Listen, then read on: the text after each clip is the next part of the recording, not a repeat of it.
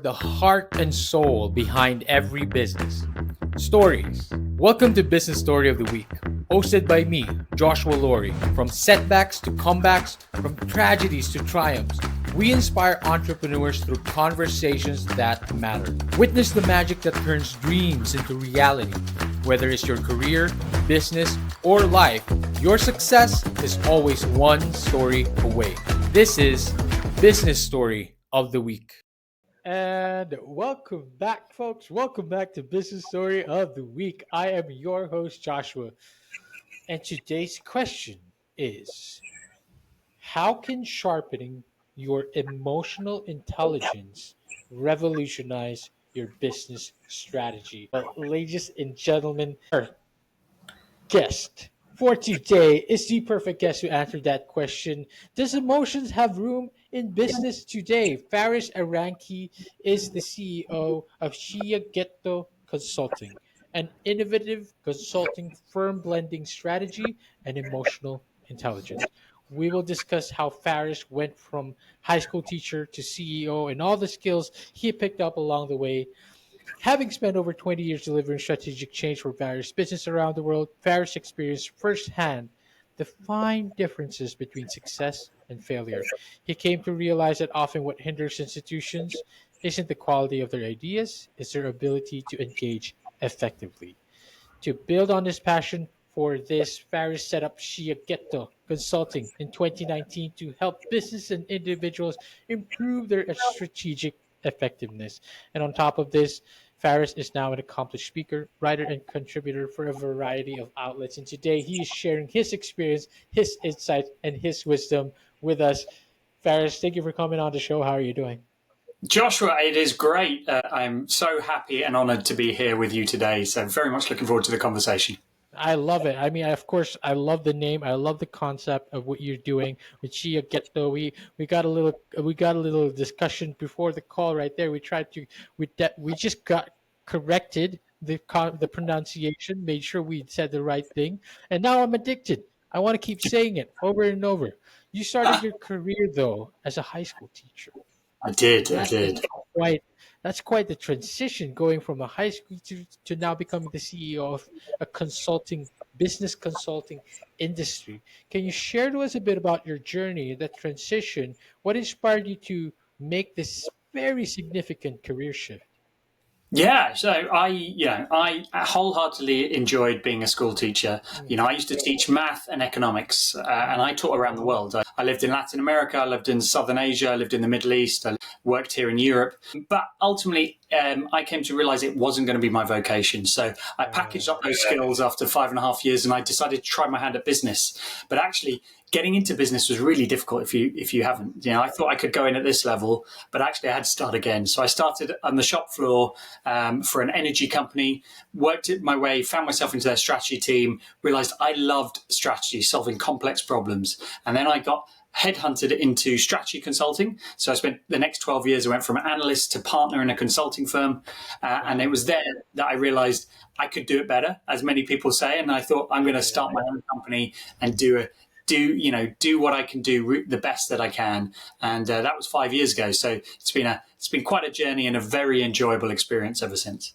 I love that. I wish I had you as my math teacher. You pegged me as truly as someone who is passionate about it, math and Oh, economics. I mean, you already come off like you truly enjoy that. I'm really passionate about teaching that as well.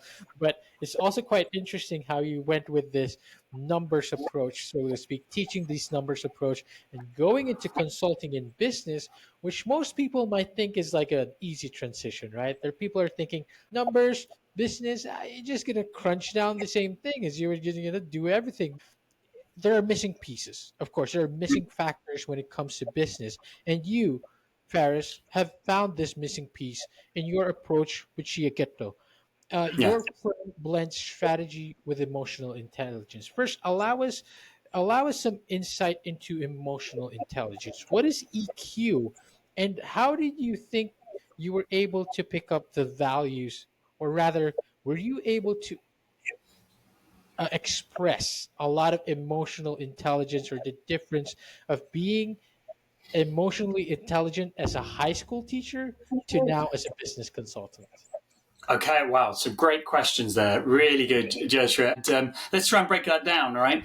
Please. Um, First of all, what I realized is, and I think a lot of people have realized this, right? We all know people who are high IQ, right? Right. Really expert at what they do. Doesn't Right. mean they're the easiest to talk to. Okay. Interesting. Yeah. We've all got that friend, super technical, super knowledgeable, just, not so great at sharing what's in their head, not so great at engaging, holding an audience. And it was the same in the business world. I worked for some very high IQ companies developing strategies for other companies. And we would walk into the room, having done an intense project, having been paid millions of dollars, and give a really perfect answer, only to then see the company not do anything with it, because we weren't delivering it with EQ. We were just simply, senior people were going in saying, this is what you need to do. Look, here's all the technical aspects. They weren't going, hang on a minute, what's the emotional journey that you're going through? You're probably worried about your job. You're probably not understanding this. You've probably got something else going on that you can't concentrate on this. So I was very good at that. And I realized if you're missing that, when you do this transfer of knowledge, all you're going to get is an expensive document that's never going to be used. So unless you're transmitting ideas with EQ and being really sensitive to how is the other person going to receive this, then you might as well not do the work, right? So, and that was really evident in the teaching world, right? I remember in my first year as a math teacher, I remember trying to teach kids the way I would learn math, right? Exactly the same way, right? So I put it up, and then maybe 10% of, 20% of the kids get it. But the others, I remember one kid saying, I don't get it. And so what did I do? I just repeated what I'd already said, but I said it slower and louder, right? Like some weird foreigner. And then my boss came in and he was observing me. And after the lesson, he said, what do you think you're doing? He said, do you think if you just keep explaining it, they'll finally get it? He said, they're 11 years old, right? Don't expect them to change. You're the adult in the room. You need to change. Find another way to get through to them, right? And it really set me thinking, like, so many times we walk into a room with a set way of saying things, and we're not really using our emotional intelligence to say, is the other person getting this? How can I help them out? What little things can I do? Change how I talk, use different descriptions, use a story to get this. That's what being emotionally intelligent is recognizing the impact that you're having and the emotions the other person is going through and adapting. And delivering it the right way in order to appeal to their emotions, so to speak. Because what is a more effective way than to appeal to the emotions of a person, whether you're from teaching them something or to having them agree to something or selling them something, right? That's why emotional selling is a thing, and it's a thing that's been practiced. I love how you pictured that, and that it's always easy to forget that the people that we're teaching, especially as a high school teacher, it's always so easy to forget that people don't understand things the way we do. And we tend to come into common situations, thinking that all I have to do is just explain this the way I think it should be explained, and people will get it. Because how would they not get it? If I got it, of course they'll get it, right? Yeah. And the contrast between that, applying that to children or to high school students, to now business, organizations and executives and individuals that you are coaching, you are teaching, it must be quite the shift as well. But I love that you're able to touch back on your experience as a high school teacher. Is there any significant stories that stand out to you where you felt like you had to put a little more extra emotional intelligence and more EQ into the exchange in one of your consulting, and were you able to how were you able to bring value to this organization? 100%, right? It's going to sound controversial, but adults are no different to kids, right? See, a CEO is no different to a 10-year-old who's telling me they don't understand math. Of course. Right? Of course. But they'll act more grown up. But so once you realize this, I use exactly the same techniques. I use even the same games. So let me give you a good example. Please. I work regularly, one of the challenges many businesses have is on prioritization, right? How do we choose what we should do and what we shouldn't do? And I was working with a company, and it's a smallish company. They have about 40, 50 employees, and but they're making millions of dollars. They've got a nice business. And when I started working with them, I worked with the leadership team. I said to them on day one, just show me all the strategic initiatives you're doing, all the key projects in this company. And they got out this list, and it was 150 projects. Okay. And I went, whoa, 150 projects. You've only got 50 people, right? That's three.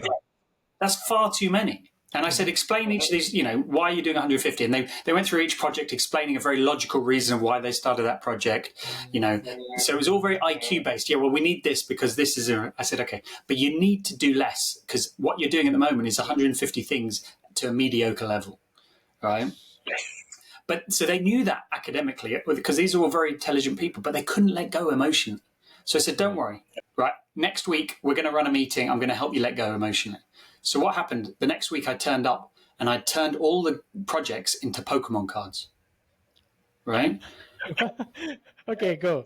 Keep going. Right? Have you played Pokemon cards before? I love Pokemon. I have a tattoo of my favorite Pokemon. This is just okay. mind-blowing to me. You know what I'm talking about. So each of these projects was a laminated Pokemon card. There was a Pokemon picture. There was statistics. All right. But instead of Pokemon statistics, it was the project statistics. Right. What was the cost of this project? How many people would be involved? What was the expected return on investment? Right. Just like, sort of like and all these statistics came from their own data, their own business cases. Right. And I said to them, what we're going to do is we're going to play Pokemon. Right. Whereas you get two cards out and the one who has the highest score wins. You win the other card. We're going to play this for a couple of hours. And what happens is cards kept losing regularly. The same cards kept losing. And the people get frustrated. They're like, my card keeps losing. I keep losing. And I said, well, you know why? It's because it's a terrible card. The card is not good. It doesn't have good stats. So get rid of it. Just throw it out of the deck. You'll have a stronger deck. Right? So after 2 hours, we were able to get rid of over 100 projects by playing this game and changing how we felt emotionally about the game. It was a game. But what it really helped them to do was get rid of 100 projects that were holding their company back. Wow. That on a logic basis made sense, but on an emotional basis, they found it hard. Do you know what? That has set up that company for success. Wow. Amazing. Wow. Yeah. Thank you. First of all, shout out to Pokemon. Shout out to the Pokemon cards, right? Other companies are available, Joshua. But we're biased here. We love ourselves some Pokemon, and I love that you are challenging your high school teacher in you. Introducing them to the game of Pokemon, but also introducing them to the value of EQ, of emotional. Why is this important? Why do these cards should be part of your deck, and why should they not be part of your deck? And I love that approach. And that, of course, apart from the creativity approach, you've shown that there is success when it comes to emotional intelligence and being efficient with your goals and your targets. But I understand that you also have a formula that you say that success equals IQ, EQ, and FQ, and it works. Why do you think that works? Can you explain to us what that formula is, and why is it so crucial for businesses today? Yeah, well, so it is crucial, and I'm just going to correct you. You got it almost right, but it is success equals IQ times EQ times EQ. right? Okay, all Because right. if you don't put that times, a lot of companies think it's a plus. And they say to me, well, don't worry, we've got more than enough IQ so that our success will be guaranteed. I said, no, it's a times, because if you have zero, anything, this is the math teacher in me, anything multiplied by zero is zero, right? Okay, there you go. Okay. There you go, right? And it's like having a tripod. It's like having a stool with 3 legs. If one of them is missing, you're going to fall flat on your face. So just to help your listeners out, what does it mean, right? To be successful, you need to know what you're aiming for, right? If you don't have that, don't start. But once you are clear, this is our vision, this is where we're aiming for, then you need the IQ, the best idea out there to get you there. And we help companies with IQ. We can get better ideas out of you, we can stress test your ideas. But then you need the EQ, take others on the journey. Because remember what I said about that example, when I was in business, we would hand over strategies and they would do nothing with it because they weren't invested. So take others on the journey. But then this FQ, and that's linked to the Pokemon cards.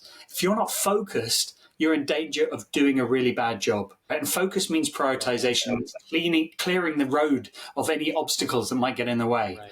I love that. So you need those 3 components: great idea, people on the journey, and absolute focus to deliver. I love that, because I wanted to point out there that FQ, again, efficiency, I call Pokemon cards a bit of efficiency there, because you need to focus on the right things. You need to focus on what really drives you forward.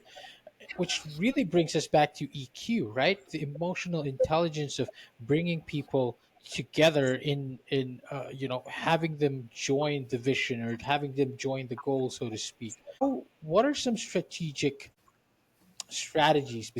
methods that you've employed through your consulting, through your coaching, throughout the years of your experience? You've have over 20 years of experience Yeah. delivering strategic change. What are some of the strategies that you've employed, particularly in emotional intelligence? How have you employed this, and have you Yeah. had some significant stories as well? Loads of stories, right? But I think the single greatest thing you can do is get people more involved, get people better connected if you want to increase the EQ. And you don't need big activities for that, right? Yes, you can take them all away and have 2 days amazing offsite and then become best friends. But the simple thing is finding something that two people have in common, right? So one of the activities I do with teams, even very senior teams, before a board meeting, if I want the meeting to go better or I want the session to go better, I'll say, right, we're going to play a quick game. I'm going to put you in twos or threes, and you've got 5 minutes to find the most interesting thing that connects the two or three of you. And it's a Ah, competition against the other teams, right? So don't come back and say we're all human beings or we all work for this company. Come back and say, hey, do you know what? We all know how to, we've all cooked a live octopus, or, the three of us have all are Taylor Swift fans and we've all been to see her live in concert, all right? right. The beauty of this game is they are trying to find reasons to get on well with each other. So they're doing the hard work for you. They're breaking down the barriers, because when human beings find something they've got in common, they're going to work better together.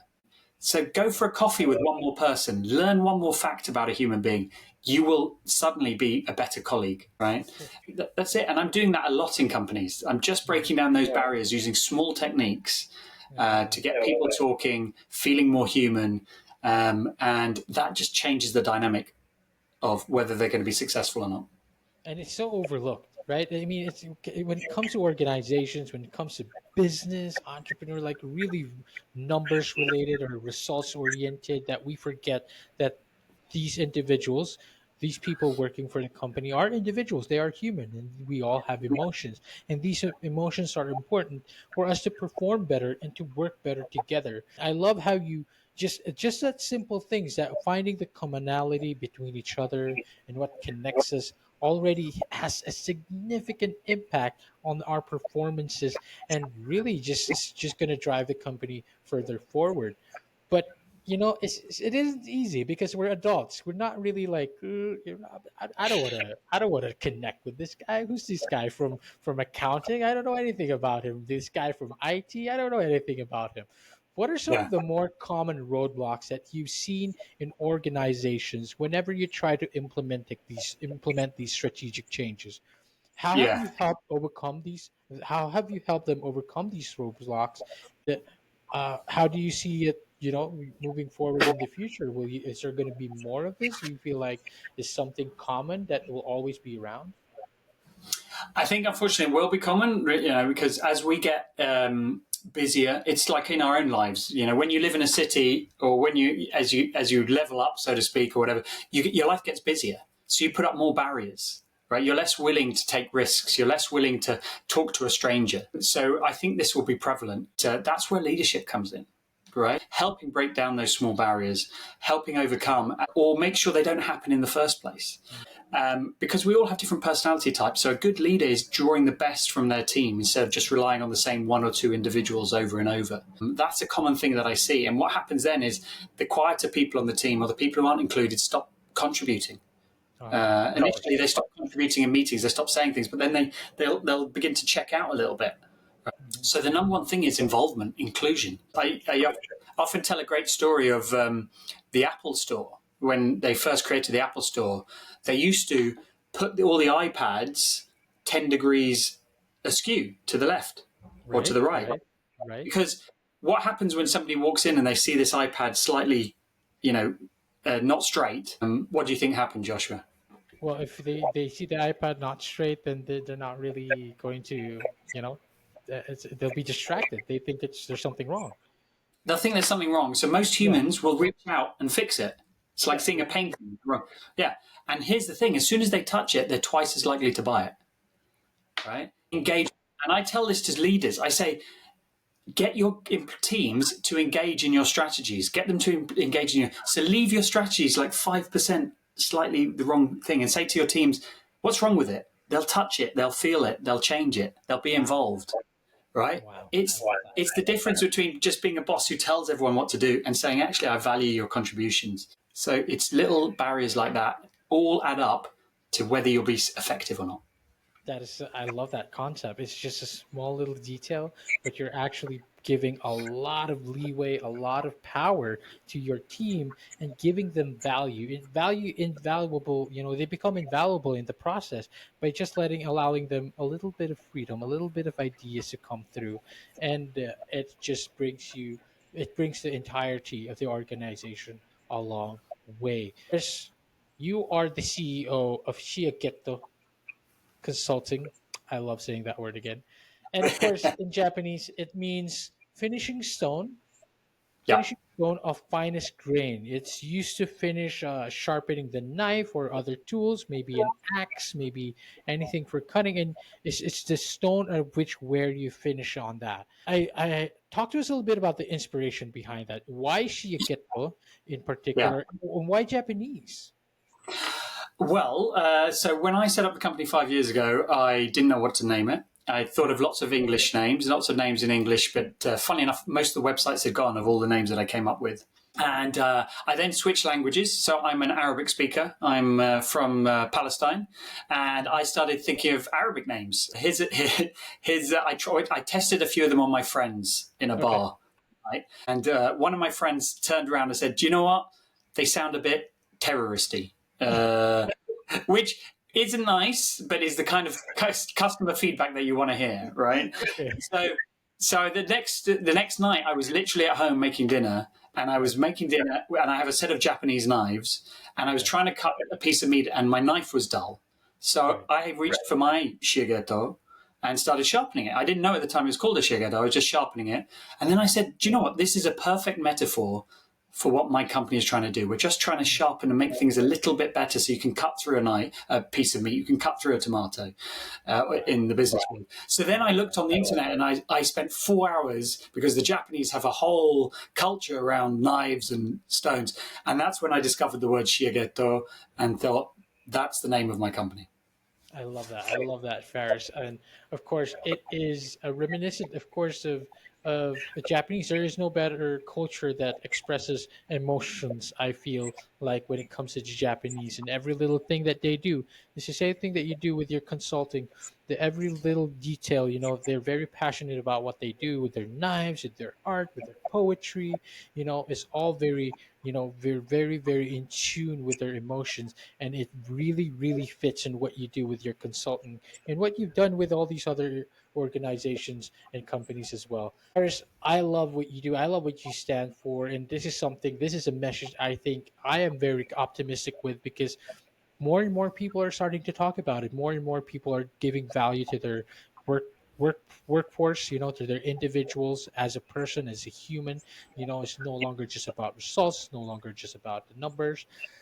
Faris, how are you envisioning the future of businesses, so to speak, or business consulting in particular? How do you see yourself in in that picture, and where do you see yourself in Shigeto as well? I mean, great questions, right? The future of business consulting. I mean, if I knew, I wouldn't be if I knew the perfect thing is like being able to know oil prices, I wouldn't be working anymore. But what do I suspect? What are the macro trends? People are becoming busier. They were talking less. We are using more technology. Generative AI is going to be amazing. It's going to change workplace for future generations. But you know what's not going to change? The need to have a human to human conversation. The need to feel included, feel part of a society, a tribe. So certainly, when I look at it from that point of view, my work will evolve. Will hopefully be more prevalent and more needed. But I think for all consultancies, they need to factor in not just the creation of ideas, but how do you transfer that knowledge? How do you get engagement? Yes. That's going to become more and more relevant. And the future for Shiagetto, we're only 5 years in. I feel like we're just getting started. Certainly, I see the next 5 years, we're going to grow out the team, the geographical presence. Yeah, we do some projects around the world, but mostly we do it from the UK. So we're going to expand and make it feel like a proper brand, a proper company, and that's super exciting. Yeah, I look forward to driving that forward and all the growth and new adventures that brings. And of course, Shigeto is the perfect kind of concept to bring forward. There's, like you said, there's no shortage of innovative ideas. There's no shortage. Everyone has ideas. There's all good ideas everywhere. What we are lacking today is connection. We're lacking that sense of how do we get people to believe this good ideas of ours, and more importantly, how do we get them involved? I love that you are doing this with Shigeto. Paris, I'd love to give you this opportunity. Where can we connect with you? Where can we learn more about what you do? And where can we learn more about Shigeto?